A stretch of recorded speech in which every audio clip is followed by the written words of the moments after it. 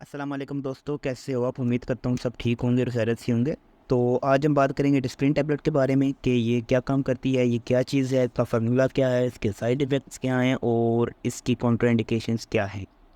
तो सबसे पहले इसकी अगर कॉम्पोजिशन देखें तो उसमें एसिटाइल सैलिसाइक्लिक एसिड इसमें होता है स्प्रिन में, जो कि एक एनसिड है। एनसिड दोबारा बता दूं कि NSAID non steroidal anti inflammatory drugs जो हैं उनको हम एनसिड बोलते हैं। एनसिड का मतलब होता है कि नॉन स्टेरॉइडल, यानी कि ये स्टेरॉइड नहीं होते। एंटी इन्फ्लेमेटरी ड्रग्स यानी कि ये इन्फ्लेमेशन के ख़िलाफ़ काम करते हैं, तो इसलिए इसको एनसिड बोलते हैं। और इसकी प्राइस अगर देखी जाए तो ये 600 टैबलेट्स वाली पैकिंग की बात कर रहे हैं हम, तो इसकी प्राइस है 1358 रुपये। 1358 रुपये इसकी कीमत है और इसमें 600 गोलियाँ होती हैं, यानी कि 60 पत्ते होते हैं इस डब्बी में। आगे इसकी यूज़ेस की बात करें तो यूज़ेस में इसका पहला यूज़ है मॉडरेट पेन, यानी कि ये आम दर्दों में काम आता है। दांत का दर्द है, सर का दर्द है, जो मॉडरेट पेन होते हैं उनमें डिस्प्रिन टैबलेट को हम इस्तेमाल कर सकते हैं। उसके बाद हेडेक्स है, यानी कि सर दर्द हैं, जो भी हैं सर, जिस भी किस्म का सर का दर्द है तो उसमें आप डिस्प्रिन टैबलेट का इस्तेमाल कर सकते हैं। टेंशन हेडेक्स है, यानी कि आपको कोई डिप्रेशन है, आप टेंशन में हो तो उसकी वजह से जो सर दर्द होता है तो उसके लिए भी हम डिस्प्रिन टैबलेट का इस्तेमाल कर सकते हैं। माइग्रेन के हेडेक्स हैं, यानी कि जो दर्द शकीका होता है उसके जो दर्द होते हैं उसमें भी हम डिस्प्रिन टैबलेट का इस्तेमाल कर सकते हैं।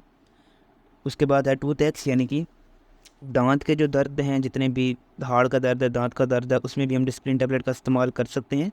और उसके बाद है न्यूरल्जिया। न्यूरल्जिया एक ऐसा दर्द होता है जिसमें दिमाग की जो रगें होती हैं, बेसिकली दिमाग की रगों का दर्द होता है, जो कि आगे पीछे दर्द होता है सर के, तो उसको न्यूरल्जिया पेन कहते हैं। उसके बाद है पीरियड्स पेन, यानी कि जो लेडीज़ के मेंस्ट्रुअल क्रैम्प्स होते हैं उनके लिए भी हम डिस्प्रिन टैबलेट का इस्तेमाल कर सकते हैं। उसके बाद है रियूमेटिक पेन, यानी कि जो जोड़ों के दर्द होते हैं, इसमें आपका ऑर्थराइटिस भी आता है, रियूमेटॉइड आर्थराइटिस और ऑस्टियोआर्थराइटिस, तो उसमें भी हम डिस्प्रिन टैबलेट का इस्तेमाल कर सकते हैं। उसके बाद है लुम्बैगो। लुम्बैगो जो होता है ये लोअर बैक का पेन होता है, जो कि शियाटिका के साथ होता है। शियाटिका अरकुन निसा के दर्द को कहते हैं, शियाटिका उसको अरकुन निसा को कहते हैं। तो ये अरकुन निसा के दर्द के साथ ही लुम्बैगो का दर्द होता है जो कि लोअर बैक में होता है, तो उसके लिए भी हम डिस्प्रिन टैबलेट को इस्तेमाल कर सकते हैं। उसके लिए भी डिस्प्रिन टैबलेट बहुत मुफीद है।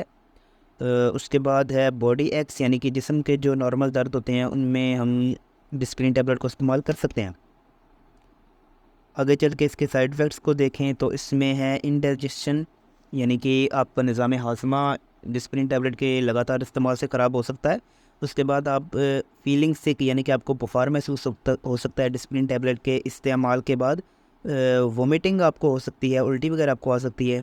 स्टमक और इंटेस्टाइनल डिस्कम्फर्ट, यानी कि आपको मैदे की और जो पेट है उसकी डिस्कम्फर्ट आपको फ़ील हो सकती है, मतलब आपको बेचैनी वगैरह, तंगी वगैरह आ सकती है, दर्द वगैरह हो सकता है। उसके बाद है गैस्ट्राइटिस।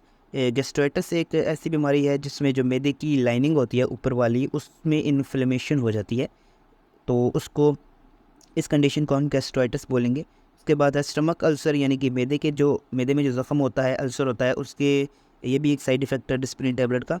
इस इंटेस्टाइन अल्सर जो होता है, जो आंतों का अल्सर होता है, आंतों का जो ज़ख़म होता है आंतों में, उसमें ये भी एक डिस्प्रिन टैबलेट का साइड इफ़ेक्ट है। उसके बाद जो ब्लीडिंग होती है, अनवांटेड ब्लीडिंग जो होती है मैदे में, और क्या कहते हैं आपकी जीआई ब्लीडिंग, जो गैस्ट्रो इंटेस्टाइनल ब्लीडिंग होती है, ये भी एक इसका साइड इफ़ेक्ट है। उसके बाद है टिनिटस, यानी कि आपको ये टिनिटस एक कान की बीमारी है जिसमें मुख्तलिफ़ किस्म की रिंगिंग कानों में सुनाई देती है, तो ये भी डिस्प्रिन टैबलेट का एक साइड इफ़ेक्ट है। उसके बाद अगर इसकी हम कॉन्ट्राइंडिकेशंस देखें तो उसमें हाइपर सेंसिटिविटी है, यानी कि जिसको भी एस्प्रिन से किसी भी किस्म की एलर्जी है तो वो इस टैबलेट का इस्तेमाल ना करे।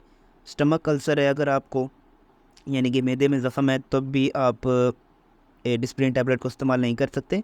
उसके बाद हीमोफीलिया जिसको भी है, हीमोफीलिया पहले जान ले क्या होता है। हीमोफीलिया एक ब्लड डिसऑर्डर होता है जिसमें जो ब्लड की क्लॉटिंग जो होती है वो सही तरीके से नहीं होती है।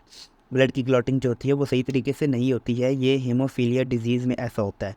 उसके बाद है गैस्ट्राइटिस। गैस्ट्राइटिस जिसको है, ये पहले भी बता चुका हूँ कि जिनकी मैदे की लाइनिंग में जिनको इन्फ्लेमेशन होती है, उनको इसका टैबलेट का इस्तेमाल नहीं करना चाहिए। पेप्टिक अल्सर है, जिनको जिनको ज़ख़म है पेप्टिक का, तो उसमें भी हम इस डिस्प्रिन टैबलेट को इस्तेमाल नहीं कर सकते, जिनको भी ये मसला है। और अस्थमा है जिनको, यानी कि जिनको दमे की बीमारी या लंग्स प्रॉब्लम है जिनको, तो वो भी डिस्प्रिन टैबलेट का इस्तेमाल नहीं कर सकते।